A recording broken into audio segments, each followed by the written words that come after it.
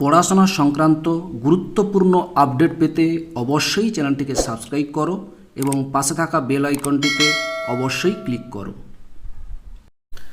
Welcome to Suvendu academy. Suvendu একাডেমিতে তোমাকে স্বাগত। আজ আমি এই ভিডিওতে আলোচনা করব দশম শ্রেণীর গণিত মডেল অ্যাক্টিভিটি টাস্ক। এটা ফেব্রুয়ারি মাসে আবার নতুন করে দেওয়া হলো, অর্থাৎ 2022-এর ফেব্রুয়ারি মাসের জন্য নতুন করে মডেল অ্যাক্টিভিটি টাস্ক তোমাদের জন্য দেওয়া হয়েছে। এটা হচ্ছে মডেলের টাস্ক দশম শ্রেণীর গণিত পূর্ণমান 20। ঠিক আছে, এখানে দ্বিতীয় চ্যাপ্টার থেকে অর্থাৎ দশম শ্রেণীর গণিত বইয়ের দ্বিতীয় চ্যাপ্টার সরল সুদ কষা চ্যাপ্টার থেকে পুরো প্রশ্নটি দেওয়া হয়েছে। এই জন্য যারা সুদ কষা চ্যাপ্টারটি এখনও পর্যন্ত করোনি তাদেরকে আমি অবশ্যই ভালো করে এই গণিতের মাধ্যমে বোঝানোর চেষ্টা করব এবং কোন কোন সূত্র ব্যবহার করে অঙ্কগুলো হচ্ছে সেগুলো সুন্দর করে বলে দেবো। অবশ্যই ভিডিওটি প্রথম থেকে শেষ পর্যন্ত দেখো। যদি ভালো লাগে অবশ্যই একটা লাইক দিও। আমার চ্যানেল নতুন হলে অবশ্যই চ্যানেলটিকে সাবস্ক্রাইব করো এবং তোমার বন্ধুদের সঙ্গে ভিডিওটি বেশি বেশি করে শেয়ার করো। ঠিক আছে, বাকি বিষয়গুলো দেখতে হলে অবশ্যই আমি ডিসক্রিপশান লিঙ্ক দিয়ে দেবো, তোমরা ওখান থেকে গিয়ে দেখে নিতে পারো। ওকে, চলো প্রথমে তোমাদের প্রশ্নগুলো দেখাবো, তারপর প্রশ্ন এবং উত্তর নিয়ে আলোচনা করব। ওকে ওকে চলো, একের দাগে দেখো কি বলেছে, ঠিক উত্তরটি বেছে নিয়ে লেখো। এখানে টোটাল 3টি প্রশ্ন দেওয়া হয়েছে, ক খ গ 3টি প্রশ্ন দেওয়া হয়েছে। এই 3টি প্রশ্নের জন্য প্রতিটা নাম্বার দেওয়া হয়েছে, 1 নাম্বার করে দেওয়া হয়েছে। তারপর দেখো 2-এর দাগের সত্য মিথ্যা লিখতে বলেছে। এই প্রশ্ন ক খ গ 3টি প্রশ্ন দেওয়া হয়েছে, তাগুলো কিন্তু সত্য মিথ্যা করতে বলা হয়েছে, এগুলোও কিন্তু 1 মার্ক করে। 3-এর দাগে দেখো 2টি প্রশ্ন দেওয়া হয়েছে, প্রতিটি প্রশ্নের জন্য 2 নম্বর করে, 2 × 2 4 নম্বর। আর 4-এর দাগে দেখো 2টি প্রশ্ন দেওয়া হয়েছে ক খ, এগুলো কিন্তু প্রতিটা প্রশ্নের জন্য 5 নম্বর করে, 5 5 10। এই করে টোটাল 20 মার্কের প্রশ্ন দেওয়া হয়েছে এবং তোমাদেরকে বলা হয়েছে ছাত্রছাত্রীরা বাড়িতে নিজের বিষয়ভিত্তিক খাতা এগুলো করে বিদ্যালয়ে খুললে শিক্ষক কাছে জমা দেবে, কোনো অবস্থায় তারা বাড়ির বাইরে বেরোবে না। ঠিক আছে, এই কথাটা কিন্তু মনে রাখবে। আর এখানে খেয়াল করে দেখো, এখানে তোমাদের কিন্তু 1-এর দাগের যে প্রশ্নগুলো আছে এগুলো উত্তরগুলো শুধু লিখলে হয়, কিন্তু অনেক সময় অঙ্কগুলো করতে হয়। করে উত্তর লিখলে বা বুঝে করে অঙ্কগুলো করলে তাহলে তোমার উত্তরগুলো কোনটা হচ্ছে বুঝতে সুবিধা হয় এবং উত্তরগুলো ঠিক হবে। কিন্তু ভুলভাল লিখে তো উত্তর এটা ঠিক বললে তো হবে না। এই জন্য উত্তরগুলো প্রশ্নগুলো ভালো করে পড়বে, তারপরে উত্তরগুলো ভালো করে করবে। সত্য মিথ্যা, শুধু সত্য বা মিথ্যা লিখলেই উত্তর হয়ে যাবে, কিন্তু সত্য মিথ্যা কী করে হচ্ছে তার জন্য কারণটাও দেখানো হয়েছে বা বুঝিয়ে দেওয়ার চেষ্টা করছি আমি এখানে। ওকে চলো, প্রথমে দেখো প্রথম প্রশ্ন কী আছে, বলেছে 1-এর দাগের ঠিক উত্তরটি বেছে নিয়ে লেখো। প্রথম প্রশ্ন হয়েছে কতে, সরল সুদের ক্ষেত্রে দ্বিতীয় বছরের সুদ। সরল সুদের ক্ষেত্রে যে সরল সুদের যে চ্যাপ্টারটা করছি আমরা এখন, সরল সুদের ক্ষেত্রে দ্বিতীয় বছরের সুদ কি হয়। দেখো সরল সুদের ক্ষেত্রে দ্বিতীয় বছর বলে কিছু নয়, প্রতি বছরই সুদেরটা সমান থাকে সবসময়। ঠিক আছে, প্রথম বছর যেই সুদ থাকে দ্বিতীয় বছরে সেই সুদ থাকে, তৃতীয় বছরে সেই সুদ, একই সুদ থাকে। তাহলে উত্তরটা কী হবে না, সরল সুদের ক্ষেত্রে দ্বিতীয় বছরের সুদ কয়ে তৃতীয় বছরের সুদের অসমান, এটা একেবারে ভুল। চতুর্থ বছরের সুদের অসমান, এটাও একেবারে ভুল। যে কোনো বছরের সুদের অসমান, এটাও ভুল। প্রথম বছরের সুদের সমান, হ্যাঁ এইটাই ঠিক। প্রথম বছরে যে সুদটা হবে সেটার সঙ্গে সমান, অর্থাৎ 1-এর দাগের কয়ের উত্তরটা হবে ডি, প্রথম বছরের সুদের সমান। এটা মনে রাখবে যে সরল সুদের ক্ষেত্রে প্রতি বছর সেই সুদের পরিমাণ সমানই থাকে। প্রথম বছরে যাই সুদ থাকে দ্বিতীয় বছরের সুদ তাই থাকে, তৃতীয় বছরের সুদ তাই থাকে, একই থাকে। তাহলে 1-এর দাগের কয়ের উত্তরটা হলো সরল সুদের ক্ষেত্রে দ্বিতীয় বছরের সুদটা কত হবে, ডি, প্রথম বছরের সুদের সমান। আশা করি বুঝতে পেরেছ। ওকে, এরপর চলে আসছি ক্ষয়ের দাগের। কী বলেছে, কোনো মূলধন বার্ষিক একই সরল সুদের হারে 1 বছরে 120 টাকা এবং 2 বছরে 140 টাকা হলে মূলধনের পরিমাণ হবে 260, 220, 240, 100 টাকা। তুমি কীভাবে ক্যালকুলেশন করবে, খুব সোজা। দেখো কোনো মূলধন, এখানে কোনো মূলধন মানে মূলধন একটা কোনো মূলধন একটা উল্লেখ করে দেওয়া হলো যে একটা মূলধন ধরে নিলাম, সেই মূলধনটাই বের করতে হবে যে কোনো মূলধন। আর সরল বার্ষিক সুদের হার, একটা সুদের হার দেওয়া আছে, বলছে বার্ষিক সুদের হার একই হলে 1 বছর 120 টাকা আর 2 বছর 140 টাকা হলে মূলধনের পরিমাণ কত। দেখো তোমাকে উত্তরগুলো আমি এইভাবে করার চেষ্টা করছি। প্রথমটা একেবারে কয়ের উত্তরটা আমি প্রথমে বলে দিচ্ছি ডি, প্রথম বছরের সুদের হার। দ্বিতীয়টা দেখো এইভাবে করবে, আসল যুক্ত 2 বছরের সুদ 140 টাকা, এটা দেওয়া আছে। এই দেখো 2 বছরের সুদ 2 বছর দেওয়া আছে, 140 টাকা দেওয়া আছে, তাই না। তাহলে আমি এইভাবে করলাম যে আসল যুক্ত 2 বছরের সুদ হচ্ছে 140 টাকা, আর আসল যুক্ত 1 বছরের সুদ দেওয়া আছে কত, 120 টাকা, এটা দেওয়া আছে। দেখো 1 বছরের দেওয়া আছে 120 টাকা দেওয়া আছে, 1 বছরের সুদ দেওয়া আছে কত, 120 টাকা। আমি কী করলাম, বিয়োগ করলাম। বিয়োগ করলে আসল কেটে যাচ্ছে, এটা থাকছে কত, 2 থেকে 1 বিয়োগ করলে হচ্ছে 1, তাহলে 1 বছরের সুদ পেলাম। অতএব এখানে 1 বছরের সুদ সমান কত হবে না 140 বিয়োগ 120, তাহলে 140 থেকে 120 বিয়োগ করলে কত হবে, 20 টাকা। তাহলে এখানে আসল কত হবে না, আসল সমান, এই যে দেখো আসল সমান 1 বছরের সুদ সমান 120, তা আসল সমান এখান থেকে লিখতে পারি 120 বিয়োগ 1 বছরের সুদ কত পেয়েছি, 20 টাকা। তাহলে 120 বিয়োগ 20 টাকা সমান কত হচ্ছে, 120 থেকে 20 বিয়োগ করলে হচ্ছে 100 টাকা। অর্থাৎ উত্তরটা কত হলো, ডি, 100 টাকা হলো। বুঝতে পেরেছো, উত্তরটা হচ্ছে মূলধনটা কত হলো 100 টাকা। তাহলে এর উত্তরটা কত পেয়ে গেলাম, ডি 100 টাকা। বুঝতে পেরেছো? তাহলে কোনো মূলধন বার্ষিক একই সরল সুদের হারে 1 বছরে 120 টাকা এবং 2 বছরে 140 টাকা হলে মূলধনের পরিমাণ হবে ডি 100 টাকা। আশা করি বুঝতে পেরেছো। ওকে, পরের প্রশ্ন কি বলছে দেখো, বার্ষিক P%, এখান P% সরল সুদের হারে P টাকার 1 বছরের সুদ হবে। এটা মন দিয়ে দেখো, এখানে খেয়াল করে দেখো উত্তরগুলো দেখো, P/55 সবগুলো কিন্তু সব ছোট হাতের P উত্তর দেওয়া আছে, কিন্তু এইখানে কিন্তু দেখো বড় হাতের P দেওয়া আছে। এটা বড় হাতের P হবে না, এটা হবে ছোট হাতের P, এটা মনে রাখবে। বার্ষিক ছোট হাতের P% সরল সুদের হারে P টাকার 1 বছরের সুদ কত হবে? খুব সোজা, শুধু সূত্রটা বসালেই উত্তরটা হয়ে যাবে। সূত্রটা বসালে উত্তরটা হবে কত? উত্তরটা হবে সি, উত্তরটা হবে সি, P²/100 টাকা। ঠিক আছে, সূত্র বসাবে। কি সূত্র? দেখো সূত্রটা তোমরা নিশ্চয়ই জানো, এই সূত্র তোমাদেরকে একটু বলে দিতে না। এই সূত্রটা এইটা, আই সমান, আইটা কি না, আইটা হচ্ছে সরল সুদ সমান কি হয়, P/100। পিটা কি না, পিটা হচ্ছে আসল, আরটা কি না সুদের হার, আর টিটা হচ্ছে সময় /100। তাহলে সরল সুদের সূত্র হলো PRT/100। এই সূত্রটা বসাবো এখানে। তাহলে কী কী দেওয়া আছে না, বার্ষিক P% সরল সুদের হারে P টাকার 1 বছরের সুদ। দেখো এখানে P আসলটা কত দেওয়া আছে, ছোটো হাতের P, তাহলে এখানে P লিখলাম। আর মানে কি সুদের হার, সুদের হার কত দেওয়া আছে, বার্ষিক P% বলেছে, তাহলে সুদের হার লিখলাম P গুণিতক টি, সময় কত দেওয়া আছে না 1 বছর দেওয়া আছে, তাহলে টির জায়গায় লিখলাম 1/100। তাহলে P আর P গুণ করলে হচ্ছে P² আর /100 সমান P²/100 টাকা। তাহলে উত্তরটা কী হবে, উত্তরটা হবে সি, P²/100 টাকা। বুঝতে পেরেছো? তাহলে গয়তার উত্তরটা হলো সি, P²/100 টাকা। আশা করি বুঝতে পেরেছো। ব্যাস, তাহলে আমার একের দাগে টোটাল 3টি প্রশ্ন ছিল, সেগুলো কমপ্লিট করে ফেললাম। এবার চলে আসি 2-এর দাগে। কী বলছি দেখে না, সত্য মিথ্যা করবো। তা সত্য মিথ্যা লেখার আগে অঙ্কটা তো করতে হবে, নাহলে সত্য মিথ্যা করবো কী করে, তাই না?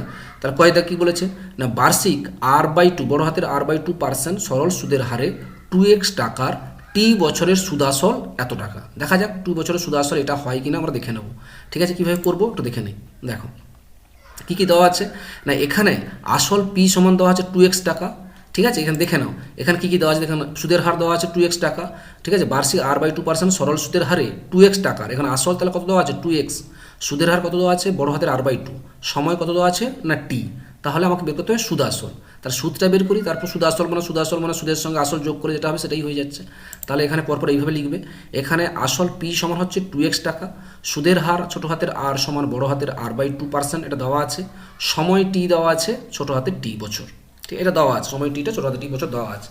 তাহলে আমাদের সরল সুদের সূত্র কি, এক্ষুনি সূত্রটা যে সূত্রটা আমি শিখলাম, এই যে সূত্র I সমান PRT/100, এই সূত্রটা বসালাম। সুদ সমান তাহলে কী হলো, আসল কত 2x গুণিতক সুদের হার কত না বড় হাতের R/2 গুণিতক ছোটো হাতের T, সময়টা T/100। এখানে এই টি আর 2 কেটে গেল, তা থাকলো উপরে কী কী না RT আর এখানে x, তাহলে RTX /100 টাকা, RTX/100, এটা পেলাম কি সুদ। এবার সুদ আসলটা কি না, সুদের সঙ্গে আসল যোগ করলে সেটাই হয় সুদ আসল। তাহলে সুদ আসল কত হলো না, সুদ আসল হচ্ছে RTX/100 যুক্ত 2x টাকা। এটাই কিন্তু এখানে আছে দেখো, 2x যুক্ত আর এক্স আর T/100 একই জিনিস, এই RTX/XT আর একই জিনিস, 2x যুক্ত এক্স আর T/100 টাকা। এখানে আমাদের কিন্তু ক্যালকুলেশন করতে সুদ আসলটা পেরোলো RTX/100 যুক্ত 2x টাকা। তাহলে এটা অবশ্যই কী হবে, সত্য। তার উত্তরটা লিখবে অতএব প্রদত্ত বিবৃতিটি সত্য। ঠিক আছে, এইভাবে লিখবে। তাহলে অঙ্কটা করে দেখালে তাহলে তোমার যেমন ভালো লাগবে, শিক্ষক মহাশয়েরও ভালো লাগবে, এবার নাম্বার দিতে সুবিধা হবে। ঠিক আছে, বুঝতে পেরেছো? তাহলে এইভাবে সুন্দর করে অতএব প্রদত্ত বিবৃতিটি সত্য। ওকে, বোঝাতে পারলাম। এরপর চলে যাই পরের প্রশ্ন। কি বলেছে, কোনো মূলধন 10 বছরে দ্বিগুণ হলে বার্ষিক সরল সুদের হার হবে 10%। দেখা যাক, কোনো মূলধন 10 বছরে দ্বিগুণ হলে, ঠিক আছে, কোনো মূলধন ধরে নেবো 10 বছরের দ্বিগুণ হলে বার্ষিক সরল সুদের হার বের করতে বলছে 10%। কীভাবে করবে একটু দেখে নেওয়া যাক, হয় কিনা দেখে নিই। তাই এইভাবে লিখবে, প্রথমে একটু মনে করে দিই, ধরে নিচ্ছি মূলধন P সমান 100 টাকা। ঠিক আছে, মূলধন ধরে নিচ্ছি কত টাকা, 100 টাকা আমি ধরে নিচ্ছি। তাহলে সুদ আসল কত, দ্বিগুণ বলেছে 10 বছরে, তাহলে সুদ আসল কত না, সুদ আসল বলা হচ্ছে তাহলে 200 টাকা হবে। ঠিক আছে, সুদ আসল কত হবে না 200 টাকা। তাহলে এখান থেকে পেয়ে যাবো সুদ কত হবে, তাহলে সুদ আসল যদি 200 হয়, সুদ সমান কত হবে, আসলের সঙ্গে মানে যেটা সুদ আসল সেটার সঙ্গে মূলধন যদি বিয়োগ বা আসল বিয়োগ করে দিই, তাহলে 200 থেকে 100 বিয়োগ করলে কত হবে, 100 টাকা। তার সুদটা পেয়ে গেলাম 100 টাকা। এবার সময় T সমান দেওয়া আছে কত, 10 বছর। এবার সুদের হার বের করতে বলি, তো ধরে নিচ্ছি সুদের হার হচ্ছে R%। ঠিক আছে, তাহলে ধরি মূলধন P সমান 100 টাকা, সুদ আসল তাহলে কত হবে 200, যেহেতু দ্বিগুণ বলা হয়েছে তাই জন্য সুদ আসল হয়ে গেল 200 টাকা। অতএব সুদ সমান হবে 200 বিয়োগ 100 মানে 100 টাকা। এবার সময় T দেওয়া আছে 10 বছর লিখলাম, ধরি সুদের হার ধরলাম R%। এবার আমরা এই সূত্রটা জানি, আই সমান পি আর, সুদের সূত্র কি, আই সমান পি আর টি বাই 100, এটা জানি।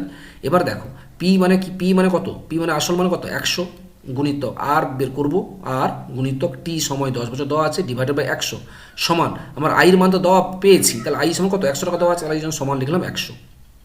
ঠিক আছে, তাহলে দেখো উপরের 100 নিচের 100 কেটে গেল, তাহলে এখানে পেলাম আর সমান কত হবে 100 ডিভাইডেড বাই 10টা ভাগ করে দিলাম, তাহলে 100 ডিভাইডেড বাই 10 কাটাটি করলাম 10, তাহলে কত সুদের হার কত হলো না 10%। এই যে আর এর মান কত পেয়েছি 10 পেয়েছি, তাহলে সুদের হার কত পেলাম না 10%। বুঝতে পেরেছো, তো সুদের হার পেলাম 10%। তাহলে এখানে কিন্তু কোশ্চেনেই দেখো বলা আছে 10%, বার্ষিক সুদের হার কত না 10%। আমরা এটা কিন্তু সুদের হার 10% বেরিয়ে গেছে, এইভাবে ক্যালকুলেশন করতে সুদের হার 10% বেরিয়ে গেছে। তাহলে আমরা লিখবো অতএব প্রদত্ত বিবৃতিটি সত্য, এটাও সত্য হয়ে গেল, ক্ষয় দাগের উত্তরটাও সত্য হয়ে গেল। আশা করি বুঝতে পেরেছো। ওকে, চলে যাই পরের প্রশ্ন। কি বলেছে গতে, বার্ষিক বড় হাতের R% হার সরল সুদে এক্স টাকার বড় হাতের টি বছরের সুদ আই হলে, বড় হাতের আই হলে x R T by 100i এটা হবে বলেছে। তাহলে কি কি দেওয়া আছে, বার্ষিক R% হারে সরল সুদে এক্স টাকার, মানে এখানে আছে আসলটা এক্স টাকা, সুদের হার দেওয়া আছে বড় হাতের আর, সময় দেওয়া আছে টি, বড় হাতের টি বছর, আর সরল সুদ দেওয়া আছে আই। তাহলে দেখো, তাহলে আমরা সেই সূত্র ব্যবহার করব, আর কিছু নয়। তাহলে আসল পি এখানে লিখবে, আসল পি বড় হাতের পি সমান এক্স টাকা, সুদের হার ছোট হাতের আর সমান বড় হাতের R% দেওয়া আছে, সময় ছোট হাতের টি সমান দেওয়া আছে বড় হাতের টি দেওয়া আছে।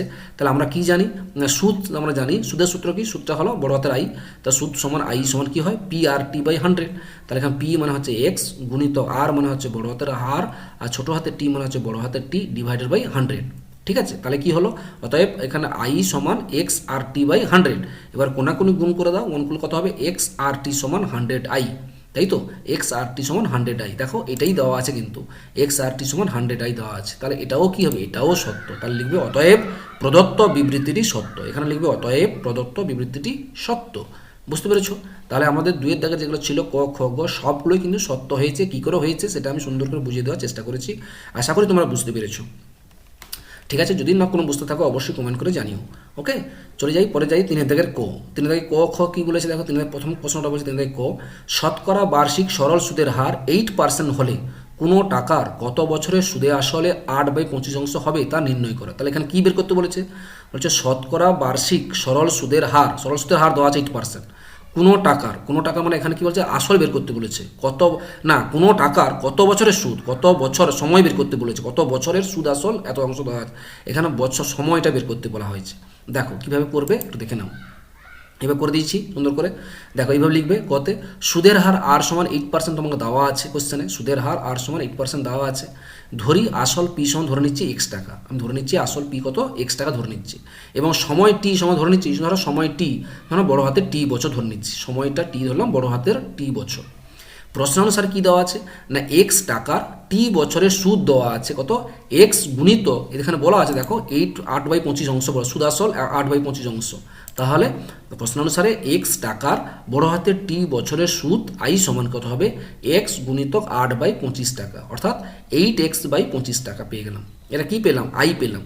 এবার আমার কী বের করতে বলেছে, সময় বের করতে বলেছে। সময় সূত্র কি, আমরা একটু আগে শিখেছিলাম আই সমান পি আর টি বাই 100, সেখান থেকে টি সময়টা বের করে নিচ্ছি, সময় টি সমান কত হয় না আই গুণিতক 100 divided by P R, I গুণিতক 100 ডিভাইডেড বাই পি আর সমান আইয়ের মান কত এখনই পেয়েছি 8x/25 গুণিতক 100 ডিভাইডেড বাই পি কত না আসলটা ধরেছি এক্স গুণিতক আর মানে সুদের হার দেওয়া আছে 8।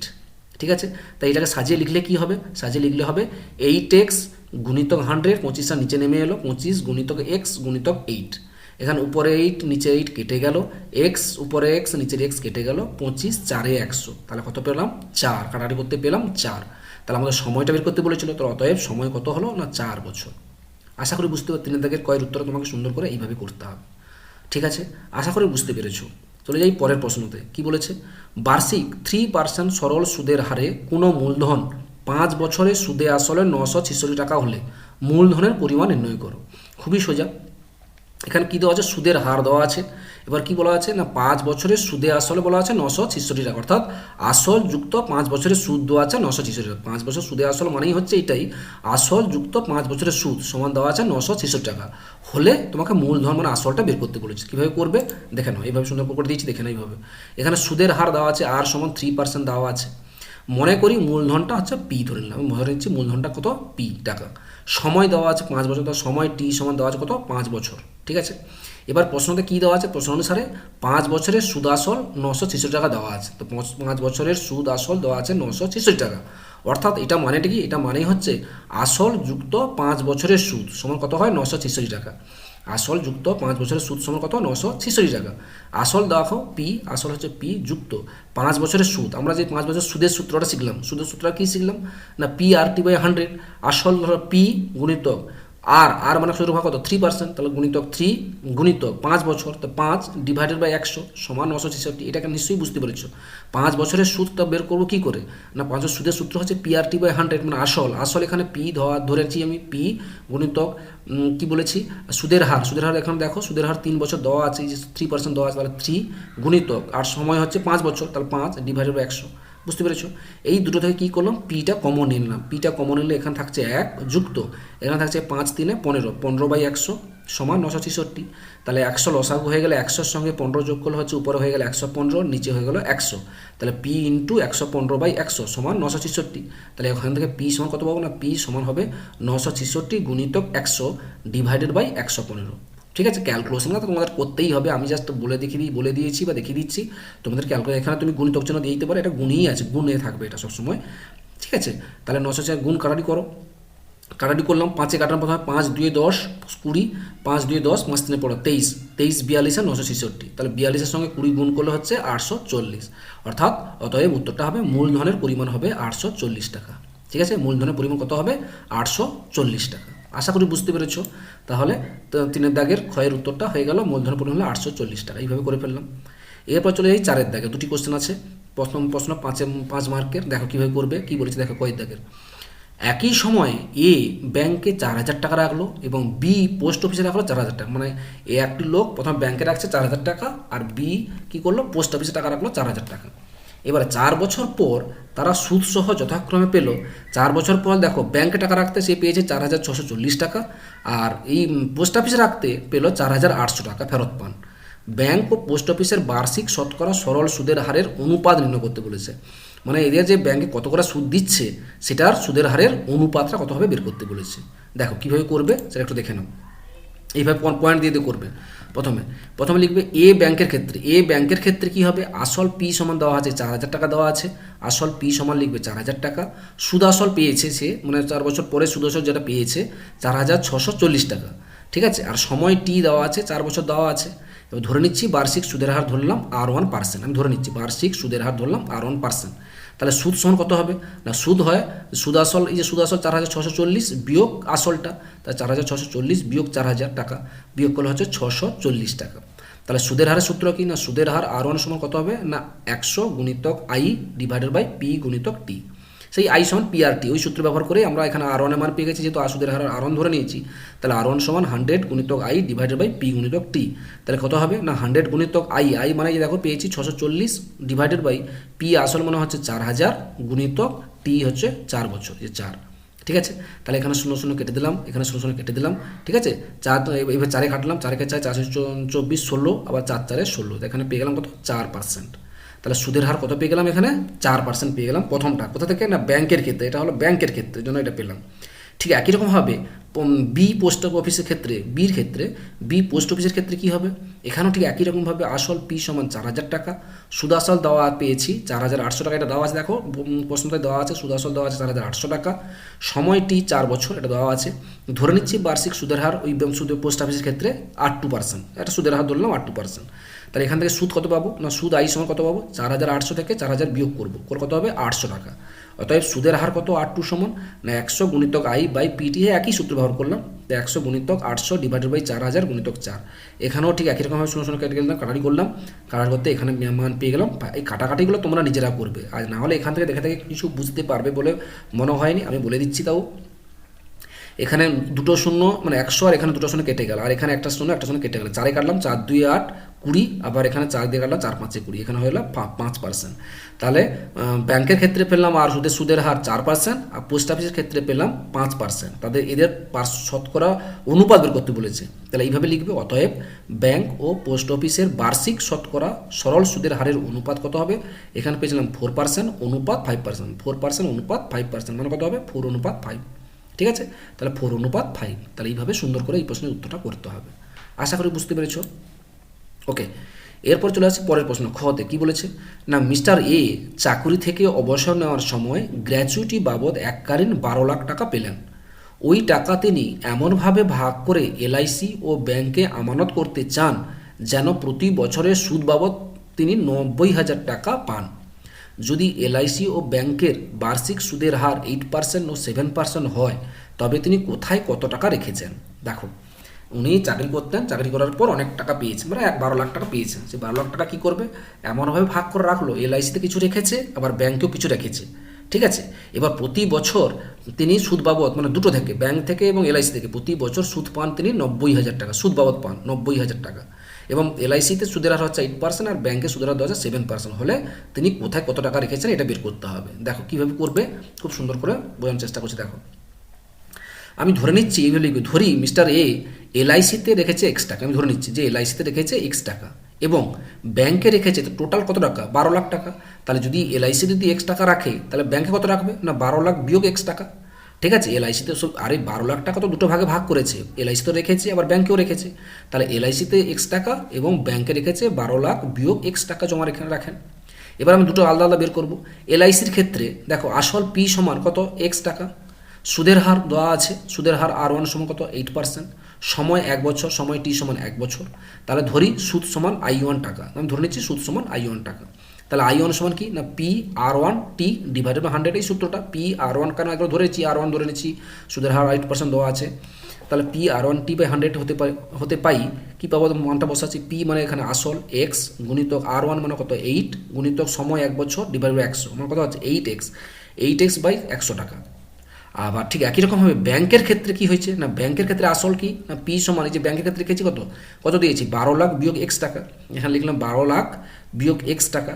আর সুদের হার R2 সমান কত না 7%, আর সময়টি এখানেও সেই সময় 1 বছরের জন্য। তাহলে এখানে ধরে নিচ্ছি, ধরি সুদটা হচ্ছে I2 টাকা, একই রকম সূত্র ব্যবহার করলাম। I2 সমান কী হবে? PR2T বাই 100, এটা R2 ধরে নিলাম, PR2 মানে সুদের হার T বাই 100, এখানে P মানে হচ্ছে এই যে 12 লাখ বিয়োগ এক্স গুণিতক R মানে এখানে 7% গুণিতক 1 ডিভাইডেড বাই 100 টাকা। তাহলে এখানে I1 মানে এটা কি, এটা কিসে রেখেছিলাম?